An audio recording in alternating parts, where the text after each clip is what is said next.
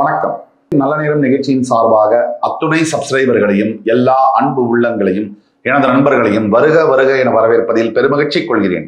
வக்கரதுண்ட மகாகாய சூரியகோடி சமப்பிரப ஹவிக்னம் குருமே தேவ சர்வகாரியேஷு சர்வதா. தென்னாட்டுடைய சிவனே போற்றி, என் நாட்டவர்க்கும் இறைவா போற்றி. நண்பர்களே, இந்த புத்தம் புதிய வீடியோவில் உங்கள் அத்துணை பேரையும் வரவேற்பதில் மிக்க மகிழ்ச்சி கொள்கிறேன். இன்றைக்கு கடவுள் சொல்லும் தீர்ப்பு சீரீஸ் ஆஃப் எபிசோட்ஸ். இதுல நாம பார்க்க போறது காலபுருஷ தத்துவத்தின் 8ஆம் வீடு என்று சொல்லக்கூடிய விருச்சிகம். விருச்சிகம்னா யாரு? என்ன என் மனசுல நினைச்சாலும் மனசுக்குள்ளேயே வச்சுக்கிட்டு புழுங்கக்கூடிய ஒரு ராசி விருச்சிகம். அன்பு, பாசம், அரவணைப்பு அன்லிமிட்டடா கொடுக்கக்கூடிய ஒரு ராசி விருச்சிகம். கேப்பபிலிட்டி, திறமை அதிகமாக கொண்ட ஒரு ராசி விருச்சிகம். யாராலையும் சாதிக்க முடியாது. 11 ராசியில ஒருத்தரால மட்டும் சாதிக்க முடியும். முடியாததை முடிக்கிறது விருச்சிகம். காதல்ல ஒரு வழி காதல், 195 விருச்சிகம் ஒரு வழி காதல். சரி, கல்யாணம் ஆயிடுச்சா? ரூம்ல போய் கசகி கர்ச்சீஃப் ஒரு 500 கர்ச்சீஃப் வாங்கி வச்சுக்கிறது. ஃபுல்லா அழுதுகிட்டே இருந்தான், துடைக்க வேணுமே. இது விருச்சிகம். அதிகப்படியான விருச்சிக ராசி என்பவர்கள் வாழ்க்கையை வெறுக்கக்கூடிய சூழ்நிலைகள் வருது. வாழ்க்கையில ரெண்டே விஷயம்தான். நம்ம நினைச்சது நடக்கல அப்படின்னாலே வெறுப்பு வந்துடும். இது புரிஞ்சுக்கணும். இந்த லைஃப் எப்படி ஒர்க் ஆகும். இது ஒரு கேம். இந்த வாழ்க்கைங்கிறது சத்தியமா சொன்னா அடிப்படையில ஒரு கேம், விளையாட்டு. இந்த விளையாட்டோட ரூல்ஸ், ரெகுலேஷன்ஸ் இதை புரிஞ்சுக்கிட்டவன் சரியா விளையாடுவான். இந்த ரூல்ஸ் ரெகுலேஷன்ஸை புரிஞ்சுக்காம ரொம்ப உள்ள போறவன் தோத்துருவான். இவ்வளவுதான் சிம்பிளா விருச்சிகத்துக்கு சொல்லணும்னா. கடவுள் சொல்லும் தீர்ப்பு என்ன? இந்த விருச்சிகத்துக்கு தான் இந்த தலைப்பு கச்சிதமா பொருந்தும். ஏன்னா நிறைய பிரேயர்ஸ், பிரார்த்தனைகள், நிறைய வேண்டுதல்கள், நிறைய ஆசைகள், நிறைய லட்சியங்கள் விருச்சிகம். இதுல மினிமலா இவ்வளோ இது ஜெயிச்சா கூட போறோம் அப்படின்னு நினைச்சு சொல்லிட்டு, மினிமல்னா என்னன்னு கேட்டீங்கன்னா ஒண்ணும் இல்லைங்க, ஒரு இந்தியாவோட பிரைம் மினிஸ்டர் ஆகணும், இவ்வளவுதான். இதை போய் பெருசா பேசுறாங்க அப்படின்னு சொல்லக்கூடியது விருச்சிகம். இதுல அத்தனை பாரத்தையும் மனசுல வச்சுட்டு நமக்கு அடிப்படை வாழ்க்கையே கிடைக்காதா அப்படின்னு இயங்கக்கூடிய ராசியும் விருச்சிகம். இப்ப வாங்க உங்க வாழ்க்கைக்கு வழி தேடுவோம். இந்த கடவுள் சொல்லக்கூடிய தீர்ப்பு என்ன? 1000 பேர் 1000 சொல்லலாம் நம்மளை சுத்தி. நீ அப்படி ஆயிடுவ, இப்படி ஆயிடுவ, நீ ஓஹோன்னு வந்துடுவ, ஓஹோன்னு வரமாட்ட, கஷ்டப்படுவ, நாசமா போயிடுவ, நல்லா இருப்ப, பெரிய லெவல்ல சாதிப்ப. இதெல்லாம் யார் சொன்னாலும் ஒன்றும் நடக்க போறது இல்லை. ஆனா ஒருத்தருக்கா மேல அவன் சொன்னானா நடக்கும். சோ அது யாரு? நம்ம எல்லாம் ஆட்டி படைக்கக்கூடிய ஆண்டவன், படைத்தவன். இந்த உலகம் எங்கும் அந்த 5 பூதங்கள் இருக்கு. அதே 5 பூதங்கள் உடம்புக்குள்ளேயும் இருக்கு. இந்த 5 பூதங்களை பிரிச்சு எடுக்கிறதுன்னு சொல்லுவாங்கல்ல, உடல்ல இருந்து, அந்த இடம் தான் விருச்சிகம். காலபுருஷ தத்துவத்துடைய 8ஆம் வீடுல உடலும் உயிரும் பிரித்தெடுக்கக்கூடிய தத்துவத்தை உணர்த்தக்கூடியதுதான் விருச்சிக ராசி. அப்படிப்பட்ட உயர்ந்த ராசி, ஞானத்தை கொடுக்கக்கூடியது, காலபுருஷத்துக்கு ஆயுள் ஸ்தானமாக வரக்கூடியது. மரணம் என்பது வரம். இது எதுவுமே எனக்கு வேணாம்னு நினைக்கிறவங்களுக்கு புரியும். எல்லாமே எனக்கு வேணும்னு நினைக்கிறவங்களுக்கு வாழ்க்கையே சாபம் தான். இப்போ அளவோட சிரிச்சு, அளவோட பேசி, அளவோட சாப்பிட்டு, அளவோட அன்பு செலுத்தி, அளவோட விளையாடி, அளவோட சிந்திச்சு இதெல்லாம் பண்ணா வாழ்க்கை சூப்பரா இருக்கும். எங்க பிரச்சனை வருது? ஒண்ணு அளவுக்கு கீழேயோ இல்ல அளவுக்கு மேலேயோ நம்ம விளையாடிட்டே இருக்கோம் இந்த கேமை. இதனாலதான் அந்த கேமை ரூல்ஸை நம்ம புரிஞ்சு விளையாடணும்னு சொல்றோம். எல்லாத்தையுமே அந்த லிமிட், லக்ஷ்மண் ரேகா, அந்த கோடு இருக்கணும். விருச்சிக ராசி மனசுக்குள்ள இருக்கக்கூடிய கேள்வி இந்த அறிமுக பகுதியில, இந்த வீடியோல எப்படின்னா 4-5 பகுதியா வரும். அறிமுகம், ஏன் எனக்கு இந்த கஷ்டம், என்னோட வாழ்க்கை எதை நோக்கி பயணப்படுது, நான் என்ன செஞ்சா எனக்கு நல்லது நடக்கும், அவ்வளவுதான் சிம்பிள் கேள்வி. கடவுள் எனக்கு என்ன தீர்ப்பு கொடுக்க போறார், இவ்வளவுதான். இதை தொடர்ந்து பரிகாரம். இப்ப அறிமுகத்துல விருச்சிகத்துக்கு 1500 கேள்வி இருக்கு. எனக்கு ஏன் இவ்வளவு கஷ்டப்படணும், நான் எல்லாம் நல்லது செஞ்சேன், அது ஏன் நல்லது செஞ்சீங்கன்னா பிரச்சனை என்னன்னா, ஒரே ஒருத்தர் மேல, அது அண்ணனோ தம்பியோ தங்கையோ காதலியோ மனைவியோ குழந்தையோ, ஒரே ஒருத்தர் மேல ஓவர்லோடு நீங்க போடுறீங்க. ஓவர்லோடுனா என்ன? அந்த ஒருத்தரையே வாழ்க்கை முழுக்க அவங்க தான். அதாவது லைக் உலகத்துல வேற எவனா செத்துடணும், எவனும் உயிரோட இருக்கக்கூடாது, இவங்க நான் விரும்புற ஒரு ஆள் தான் எனக்கு, அப்படியே அவங்க தான் அப்படின்னு நினைச்சு நீங்க வாழ்றதுனாலதான் தோக்குறீங்க. உடம்புல ஒரே ஒரு பகுதி மட்டும் நான் பயங்கரமா வேலை செஞ்சேன்னா மிச்சம் 850 ஸ்பேர் பார்ட்ஸ் இருக்கு, அதெல்லாம் என்ன பண்றது? எல்லாம் சேர்ந்தாதான் கண்ணு பார்க்க முடியும், மூக்கு முகர முடியும், காது கேட்க முடியும், வாய் பேச முடியும். அப்ப உடம்புல ஒரே ஒரு பகுதி மட்டும் நான் பயங்கரமா உனக்கு மட்டும் ஆதரவா வேலை செய்யறேன் அப்படி செஞ்சா மிச்ச உடல் உறுப்பெல்லாம் செயல் இழந்துருச்சுன்னா டெட். இதேதான் வாக்க தத்துவத்தில் பிரபஞ்சத்தில் இருக்கக்கூடிய தத்துவம் தான். எல்லாமே சேர்ந்து தான் வர வேலை செய்யணும், ஒண்ணு மட்டும் வேலை செய்ய முடியாது. இப்படிதான் அன்பும் பாசமும் கூட. உங்களுடைய அப்பா அம்மா, கணவன் மனைவி, குழந்தைகள், கூட பிறந்த சகோதர சகோதரிகள், நண்பர்கள், வேலை செய்யற இடத்துல எல்லாரும் சேர்ந்ததுதான் அந்த சமூகம். நான் ஒருத்தருக்கு மட்டும் ஃபோக்கஸ் பண்ணுவேன்னா முடிஞ்சு.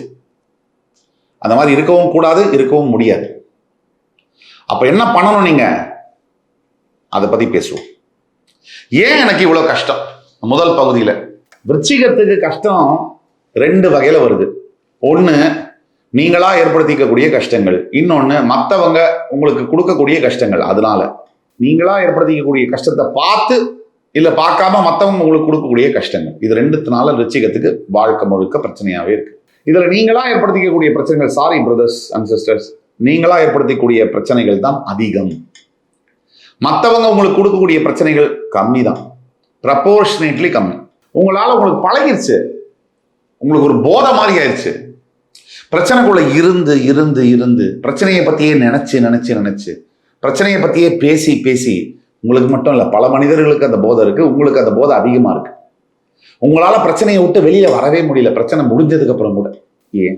சந்திரன் மனோகாரகன் நீச்சம் பெறுகின்ற அந்த ஒரு ஆஸ்பெக்ட். அதனாலதான் மைண்டு, சந்திரன் தான் மைண்டு. அந்த மைண்டு நீச்சம் பெறும்போது என்னது, சரியா இயங்க முடியல மனசால. ஒண்ணு முன்னாடி இல்ல பின்னாடி, சரியான பாயிண்ட்ல அதாவது உட்கார முடியல. 93.5 எஃப்எம்னா 93.3ல இருந்தாலும் கரகர சத்தம் கேட்கும், 93.7ல இருந்தாலும் கேட்கும். 93.5ல இருந்தா மட்டும்தான் உங்களுடைய பிரெயின், உங்களுடைய பேச்சு, உங்களுடைய ஆக்ஷன் எல்லாம் ஒரு நிலையில போகும். இதுதான் கஷ்டத்துக்குரிய 2வது மெயின் காரணம். இன்னொரு 3வது காரணம், கண்மூடித்தனமான பாசம் அன்பு வைக்கிறது. கரா முரான்னு யார ஒருத்தரை பிடிச்சு போச்சுன்னா எக்ஸ்ட்ரீம் லவ், எக்ஸ்ட்ரீம் லவ். யாரு நல்லவங்களா கெட்டவங்களா? இந்த உலகத்துல வாழ்க்கையில பல சந்தர்ப்பங்கள் சூழ்நிலைகள் மாறி மாறி வரும். அதுல ஒவ்வொரு மனிதரும் ஒவ்வொரு சந்தர்ப்பத்துக்கும் சூழ்நிலைகளும் ஒவ்வொரு மாதிரி ரெஸ்பாண்ட் பண்ணுவாங்க.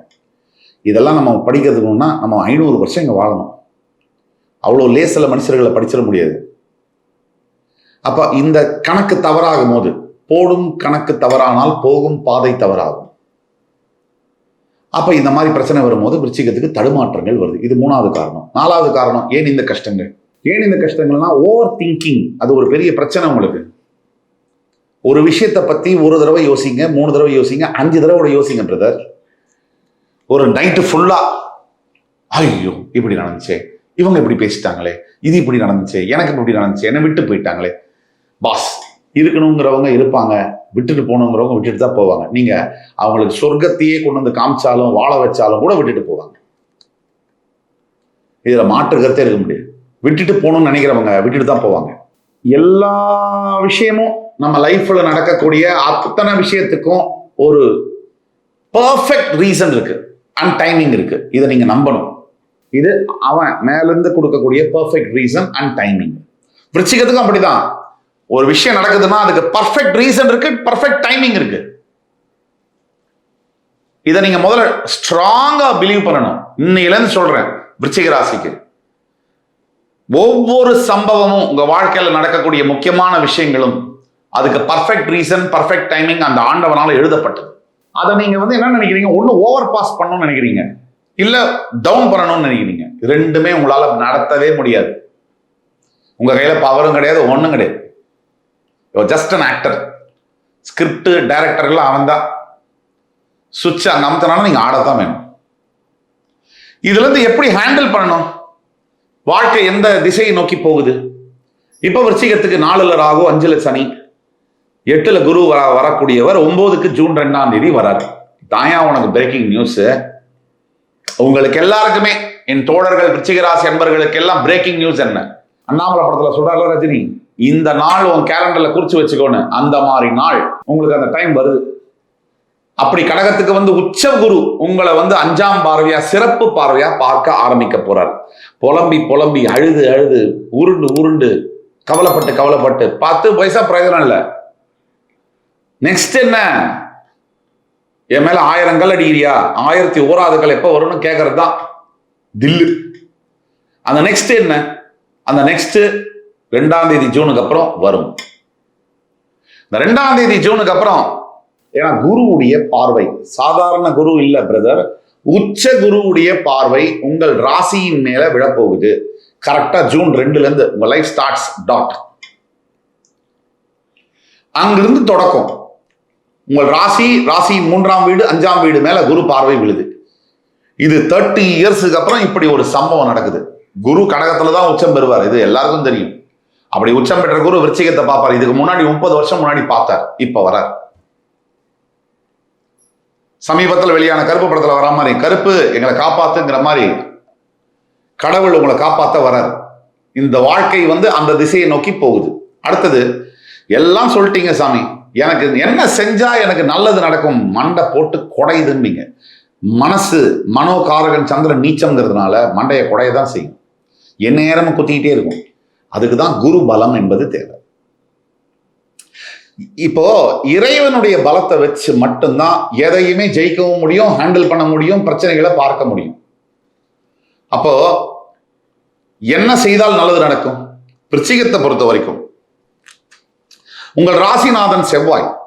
4 விஷயம் சொல்றேன் நீங்க என்ன செய்யணும்னு. முதல்ல நீங்க செய்ய வேண்டியது மெடிடேஷன். இன்னையிலிருந்து ஸ்டார்ட் பண்ணுங்க. கலியுக தெய்வமே, கந்தனுக்கு மூத்தோனே, மௌஷிக வாகனனே, மூலப்பொருளோனே, ஸ்கந்தகுரு கவசத்தை கலிதோஷம் நீங்கிடவே திருவடியின் திருவருளால் செப்புகிறேன், காத்தருள்வாய். இந்த ஸ்கந்த குரு கவசம் இதை பிடிச்சிக்கங்க. உங்க ராசிநாதனுடைய ஸ்கந்த குரு கவசம்.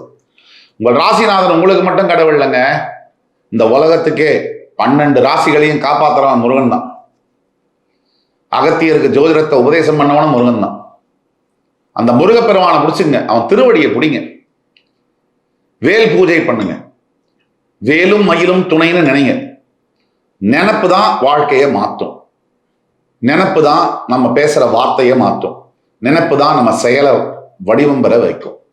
நினப்பு தான் வாழ்க்கையை ஒரு சீராக ஒரே லைன்ல டிராவல் பண்ண வைக்கும், சாதனைகளை படைக்க வைக்கும்.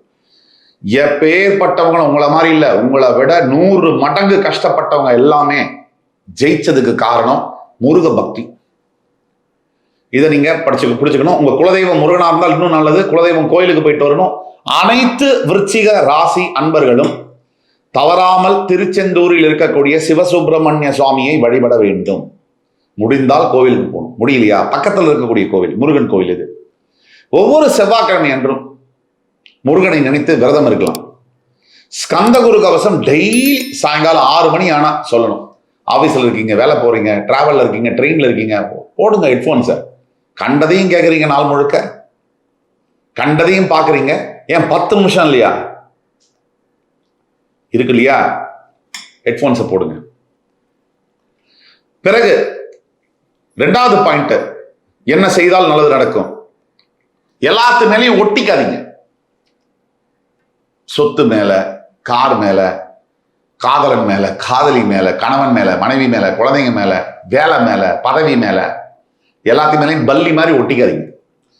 ஏன்னா எது உங்களுக்கு கிடைக்கலைனாலும் எது உங்களுக்கு கிடைச்சாலும் என்னைக்கோ ஒரு நாள் அதை உங்களை விட்டு விலகதான் போகுது. அது மட்டும் ஷோர். அப்படி இடைப்பட்ட காலத்துல எதை மேலேயும் போய் ஒட்டாதீங்க. நீங்க கொஞ்சம் ட்ரெஸ் பண்ணி பாருங்க. நான் சொன்னதை கொஞ்சம் ப்ராக்டிஸ் பண்ணி பாருங்க. ஒரு மாசத்துக்கு எது மேலேயும் ரொம்ப ஒட்டாதீங்க. அப்படி லைட்டா விலகி நில்லுங்க. இதை நீங்க செய்தே ஆகணும். அப்படி செய்யும் போது அப்ப தெரியும் உங்களுக்கு டிஃபரன்ஸ் என்னன்னு. நீங்க எல்லாத்தையும் டாமினேட் பண்ண ஆரம்பிச்சிருவீங்க. உங்களுக்கு சுத்தி நடக்கக்கூடிய விஷயங்களை நீங்க டாமினேட் பண்ண ஆரம்பிச்சிருவீங்க. எல்லாத்தையும் போய் சடக் சடக் சடக் சடக்கு ரொம்ப ஒட்டுறது. ஐயோ என் பொண்ணு, ஐயோ என் பையன், என்ன உங்க பொண்ணு உங்க பையன், அது தனி உயிர், தனி உடல், பிறப்பு கொடுத்தாச்சு. அது மேல மட்டும் தான் கடவுள் உங்களுக்கு கொடுத்துருக்காரு. அதுக்கு பிறகு எல்லாமே அந்த உயிர் அதை பார்த்துக்கும். நீங்க என்ன கண்ட்ரோல் பண்ணாலும் டாமினேட் பண்ணாலும் பண்ணலைனாலும் அவங்க என்ன செய்யறாங்களோ அதான் செய்வாங்க. புரியுதா? அட்டாச்மெண்ட் ரொம்ப வச்சீங்கன்னா உங்களுக்கு தான் ஆபத்து. ஆப்பு நீங்க எடுத்து உங்களுக்கே வச்சுக்கிற மாதிரி. இதை மனசுல வச்சுங்க. 3வது பாயிண்ட், என்ன செய்தால் எனக்கு நல்லது நடக்கும். இது 3வது பாயிண்ட். 4வது பாயிண்ட், என்ன செஞ்சா உங்களுக்கு நல்லது நடக்கும்னா இந்த காலகட்டத்தில் உங்களால முடிஞ்ச சிறிய சிறிய தர்மங்கள், அதாவது முக்கியமா நான் உங்கள்கிட்ட கேட்கக்கூடியது வாயில்லா ஜீவனுக்கு நீங்க செய்யக்கூடிய தர்மங்கள். அது பசுமாடா இருக்கலாம், பைரவர்களா இருக்கலாம், பறவைகளா இருக்கலாம், எதுவா வேணா இருக்கலாம். இந்த காலகட்டத்தில் நீங்க செய்யக்கூடிய தர்மங்கள் மட்டும்தான் உங்க கூட துணைக்கு வரும். மனுஷங்க கூட விட்டுருங்க, மோசமானவங்க. ஆனா பறவைகள், ஐந்தறிவு படைத்த மிருகங்கள் எல்லாம் ரொம்ப நல்லவங்க. அன்பு அவங்களுக்கு பியூரா தான் வைக்க தெரியும். அந்த வாயில்லா ஜீவன்களுக்கு நீங்க செய்யக்கூடிய நல்லது. இந்த 4 பாயிண்ட் என்ன செஞ்சா நல்லது நடக்கும். முன்னோர்களுக்கு, காகங்களுக்கு நீரளிப்பது, உணவளிப்பது போன்ற விஷயங்கள் ரொம்ப பெரிய அளவுல விருச்சிக ராசி அன்பர்களுக்கு உதவி செய்யும். இந்த காலகட்டத்தில் ஜூன் 2க்கு பிறகு உங்க லைஃப், உங்க ஃபிளைட் டேக் ஆஃப் ஆகுது. லேண்டிங் 1.5 இயர்ஸ் ஆகும். அதுக்கு பிறகும் நல்லா இருக்கும் லைஃப். ஸோ விருச்சிகம் கவலைப்பட தேவையில்லை. இப்போ நம்ம சொன்னதெல்லாம் பொது பலன்கள் 35% தான். திருப்பியும் சொல்றேன், 65% உங்க பிறப்பு ஜாதகத்துல என்ன இருக்கோ அதுதான் வேலை செய்யும். அதை பத்தி தெரிஞ்சுக்கணும்னா கீழே கொடுக்கல வாட்ஸ்அப் நம்பர்ல எங்களை தொடர்பு கொண்டு பேசணும். ஆன்லைன் அப்பாயின்மெண்ட், நேரடி அப்பாயின்மெண்ட் ரெண்டுத்தையும் பார்த்து உங்களுக்கு ப்ரிசைஸா லைஃப் ப்ரெடிக்ஷன்ஸை என்னால் சொல்ல முடியும். நான் சொல்றதை கேட்கறதுக்கு நீங்களும் ரெடியா இருக்கணும். என்ன செஞ்சால் எனக்கு நல்லது நடக்கும் பார்த்தோம். இப்போ கடவுள் எனக்கு என்ன செய்வார்? கடவுள் சொல்ல போகிற தீர்ப்பு என்ன? கடவுள் சொல்லும் தீர்ப்பு விருச்சிகத்துக்கு, தம்பி கவலைப்படாத, இது நாள் வரைக்கும் பல வருடங்களாக நீ படாத துன்பங்களை பட்டு விட்டாய். இனிமேல் ஜூன் 2ஆம் தேதிக்கு பிறகு உன்னுடைய வாழ்க்கையில் நல்லது மட்டுமே நடக்கும், நல்லதே நடக்கும், நல்லதே நடக்கும், நல்லது மட்டுமே நடக்கும். இதுதான் கடவுள் சொல்லக்கூடிய தீர்ப்பு. பல வகைகளில் விருச்சிகராசி என்பவர்களுக்கு, அதாவது வேலை வாய்ப்பாக இருக்கட்டும், திருமணம், காதல் சம்பந்தப்பட்ட விஷயங்களாக இருக்கட்டும், குழந்தை பிறப்பாக இருக்கட்டும், அல்லது எதிரிகளை அடிச்சு துவைச்சு போடுறதா இருக்கட்டும், இந்த அசிங்கப்படுத்தினவங்க, அவமானப்படுத்தினவங்க ஒரு லிஸ்ட் வச்சிருப்பீங்க. நீங்க கம்முன்னு நீங்க இருங்க. தன்னால அவங்க உங்கள்கிட்ட தான் செய்த தவறுக்கு மன்னிப்பு கேட்கக்கூடிய சூழ்நிலையா இருக்கட்டும், எதுவா இருக்கட்டும், பாசிட்டிவா இருக்கு. பல விருச்சிக ராசி அன்பர்கள் இந்த காலகட்டத்தில் வெளிநாடு செல்லக்கூடிய வாய்ப்புகள் இருக்கு. அப்ராடு போய் மிகப்பெரிய அளவில் சக்சீட் பண்ணக்கூடிய வாய்ப்புகள், படிப்புக்காக, வேலைக்காக, கல்யாணத்துக்காக, செட்டில் ஆகிறதுக்கு எல்லா விஷயமும் இருக்கு. விருச்சிக ராசிக்கான பரிகாரம், விருச்சிக ராசிக்கான முக்கிய பரிகாரம் ஏற்கனவே நம்ம சொல்லியிருந்தோம். இன்னும் சிறப்பாக சொல்லணும்னா, முருகன் கோவில்கள் வாசல்ல அன்னதானம் வழங்குவதும், முருகன் கோவில்கள் வாசல்ல நிறைய பேர்களுக்கு முருகனுடைய பிரசாதத்தை விநியோகம் பண்றதும் மிகப்பெரிய பரிகாரம். தேடி போய் கஷ்டப்படுற ஏழை மக்களுக்கு உங்களால் முடிஞ்ச உதவிகளை செய்யுங்கள். அந்த இது பண்ணா, இந்த இது பண்ணா இதெல்லாம் நிற்காது. தர்மம் மட்டும்தான் நிற்கும். ஆண்டவனே தர்மத்துக்கு கீழே தான். அதனால தர்மத்தை செய்து உங்கள் தலையை காப்பாற்றிக் கொள்ளுங்கள். மிகப்பெரிய அளவில் உங்கள் பெயர் சொல்லக்கூடிய, புகழ் சொல்லக்கூடிய அளவில் வாழ்க்கைகள் மாறும். அவநம்பிக்கை வேண்டாம். தேவையில்லாத அன்னெசரியான நெகட்டிவிட்டி என்பது வேண்டாம். என் அன்பிற்குரிய விருச்சிக ராசி என்பவர்களுக்கு இந்த வீடியோ பிடிச்சிருக்கும்னு நம்புறேன். மறுபடியும் வேறொரு வீடியோவில் உங்களை மறுபடி சந்திக்கும் வரை உங்களிடமிருந்து விடைபெறுவது உங்கள் சுபாஷ் பாலகிருஷ்ணன். நன்றி, வணக்கம், வாழ்க வளமுடன்.